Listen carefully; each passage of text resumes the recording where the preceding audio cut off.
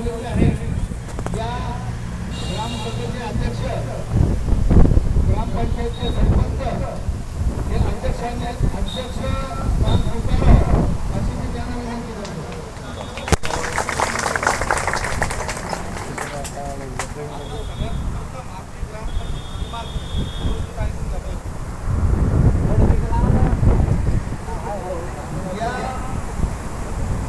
आपल्या गावाच्या वतीनं ही मागणी मागत आहोत।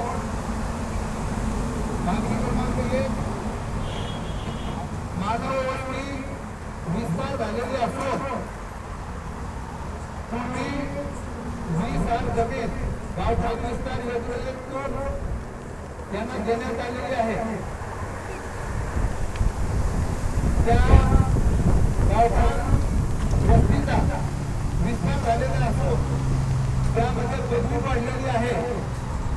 तर जी नवीन पदवी वाढली, लोकसंख्या वाढली, त्या लोकांना नवीन घरे करून इथे राहत आहे। अशा जे घरे करून राहणारे लोक आहेत त्यांना त्यांच्या घरांचं मोजमाप होऊन ते जे जुनं गावठाण आहे त्याला त्या गावठाणातून हा विस्तार झालेला समजून नवीन मोजमाप करून राहते घरं जागच्या जागी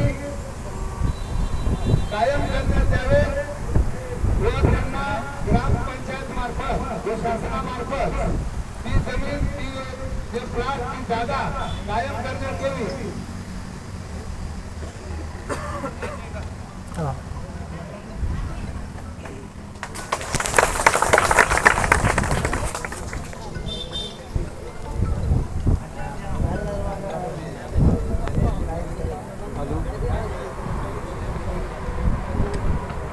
ऐका, गट क्रमांक 92 मधील वाढीव वस्ती व लोकसंख्या असल्यामुळे तरी गावठाण तिथं मंजूर झालं पाहिजे। त्याच्यानंतर कब्रस्तान व स्मशानभूमीसाठी सुद्धा जागा देण्यात यावी असं या विषयामध्ये आम्ही म्हणतो।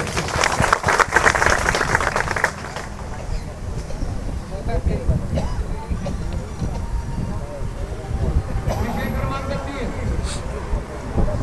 नवीन बाजार समिती, जे माननीय मुख्यमंत्री बाजार समिती योजनेअंतर्गत नवीन बाजार समिती बदलापूर करणे नाव आपण या पत्रामध्ये वाचलेलं आहे। हे पत्र जे आलेलं आहे, या पत्राला नवीन बाजार समिती बदलापूर असं नाव न देता नवीन बाजार समिती देवगाव असं नाव देण्यात यावं असं आम्ही म्हणतो।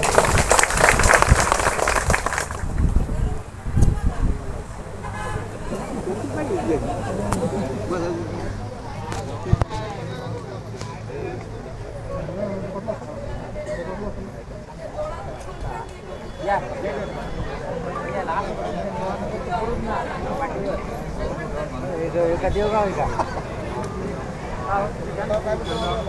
काय म्हणजे जरा थोडेसे भजन ते हिताचे मांडले।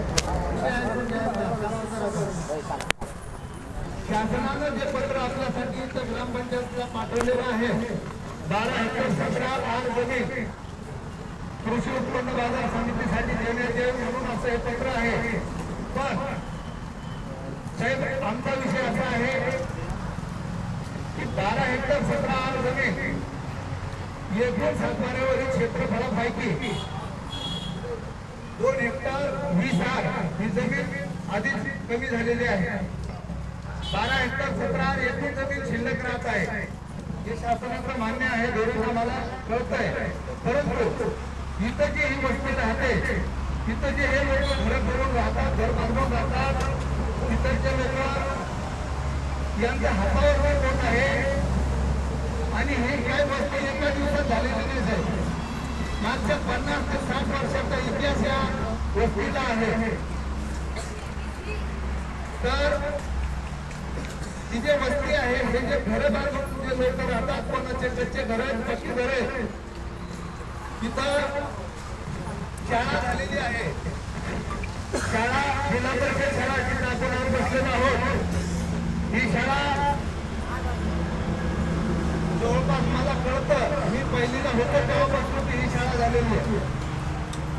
त्याच्यानंतर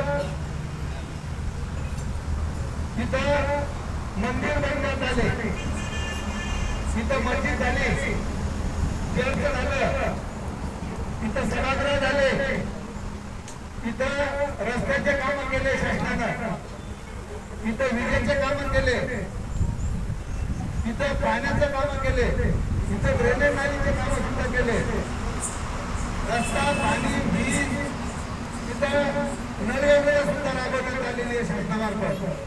खूप मोठी योजना इथं वापरण्यात आलेली आहे. आणि मुख्यतः म्हणजे या वस्तीमध्ये जे राहणारे लोक आहेत, या लोकांना शासनाने घरकुलं सुद्धा दिलेले आहेत. आणि महत्वाचं म्हणजे जे घरकुल आहे ते सुद्धा शासनाचं आहे. इथं वीज शासनाची आहे, रस्ता शासनाचा आहे, पाणी शासनाचं आहे, शाळा शासनाची आहे. या सगळ्या गोष्टी शासनाच्या आहेत. आणि असं वाटतं की हे सर्व काही असताना इत्यादी वस्तू ही जाग्यावर असूनच पुढील प्रस्तावित जी जागा तुम्हाला शिल्लक दिसत असेल, ज्या जमिनी आहेत किंवा ज्या जागा आहेत त्या जागा त्या घरात कायम ठेवून इतर आपल्याला जी जागा देता येत असेल माननीय मुख्यमंत्री कृषी उत्पन्न बाजार समितीसाठी ती देण्यात यावी असा माझा विषय आहे.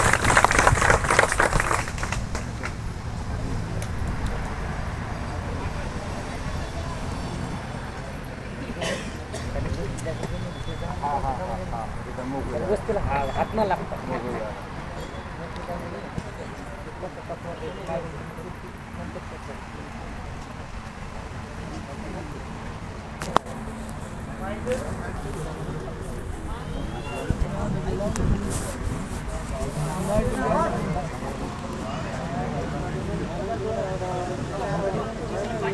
आवाज द्या ना. माईक लावा, मोठा माईक लावा ना.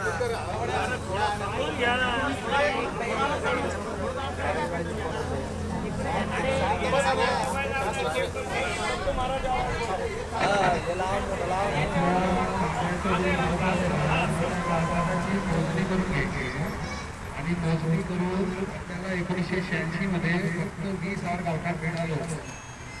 लोकसंख्या वाढलेली आहे, गावठाणाचा विस्तार झालेला आहे. गेल्या विस्ताराची जिल्हाधिकारी साहेबांकडे मागणी करून आपल्याला खासदारांना नोंद करून द्यायची, ओळख करून घ्यायचं आपल्याला.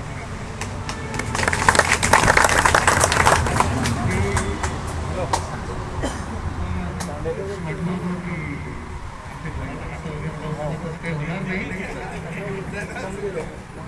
बाकीची बाहेरची जमीन शिल्लक राहिलेली जमीन आहे ती जमीन आपण बाजार समितीसाठी प्रस्तावित करू.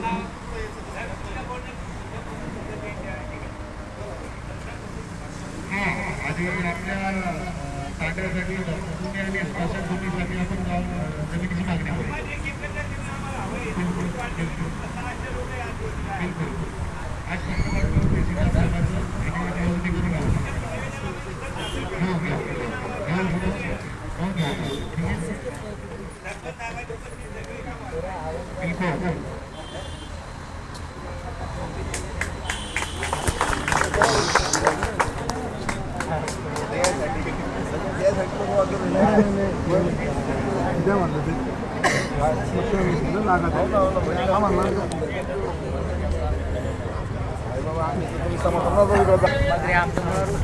सांगितलेला जो विषय आहे त्या विषयाला आपण ते मी आधी जे मांडणी केलेले आहे, आधी जी मांडणी केली आपण 3 विषय इथं मांडलेले. हे 3ही विषय सर्वांना मंजूर आहेत का? जर मंजूर असेल तर सर्वांनी हात वर करा आणि ठरावाला मंजुरी द्या. सर्वांच्या हातावर करून ठरावाला मंजुरी द्यायची.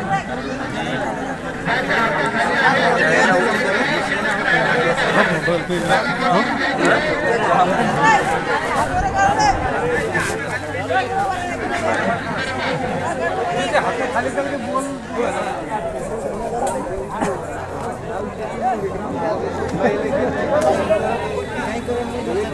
पाच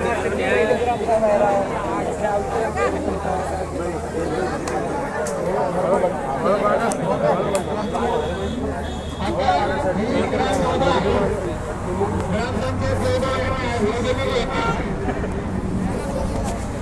त्याच्या सह्या झालेल्या आहेत. त्यांनी सर्वांना सह्या करायचे आवडले. त्याच्याशिवाय ज्याच्या सह्या झाल्या नाही त्यांनी जायचं नाही. आणि ज्याच्या सह्या झालेल्या आहेत ही ज्याच्या सह्या झाल्या त्यांनी